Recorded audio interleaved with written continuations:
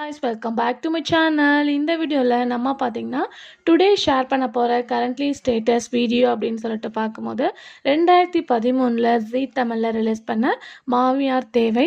So இந்த சீரியலில் act பண்ண ஆக்டர்ஸ்லாம் இப்போ எப்படி இருக்காங்க, அவங்களோட கரண்ட்லி பிக்சர்ஸ் தான் நம்ம இன்றைக்கி இந்த வீடியோவில் ஷேர் பண்ண போகிறோம். ஆல்மோஸ்ட் நம்மளோட வியூவர்ஸ் எல்லாமே இந்த சீரியலுக்கு தான் நிறையா ஓட்டிங் பண்ணியிருந்தீங்க. அதனால டுடே வந்து இந்த சீரியலை ஷேர் பண்ண போகிறோம்.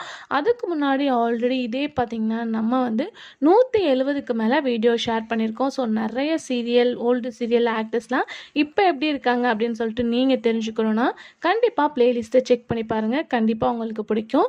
ஸோ மாமியார் தேவை ஆக்டர்ஸ்லாம் ரீசெண்ட் பிக்சர்ஸ் தெரிஞ்சுக்கிறதுக்கு முன்னாடி அதை பற்றின ஒரு ஷார்ட் ரிவ்யூ பார்க்கலாம். 2013 ரிலீஸ் பண்ணாங்க மாமியார் தேவை அப்படின்ற டைட்டிலோட இந்த சீரியல் ஒரு ரீமேக் ஸ்டோரி தான். மாலா சசு ஹக்கி இதுதான் சீரியலோட டைட்டில். ஸோ அந்த சீரியலோட சேம் ரீமேக் தான் ஜீ தமிழ் டெலிகாஸ்ட் பண்ணாங்க. ஸோ சீரியலோட ஸ்டோரி அப்படின்னு கேட்கும்போது மாமியார் மருமகளுக்குள்ள ரிலேஷன்ஷிப்பை ரொம்ப டீப்பாக மெயின்டைன் பண்ணியிருப்பாங்க. ஸோ கண்டிப்பாக தெரிஞ்சிருக்கும்.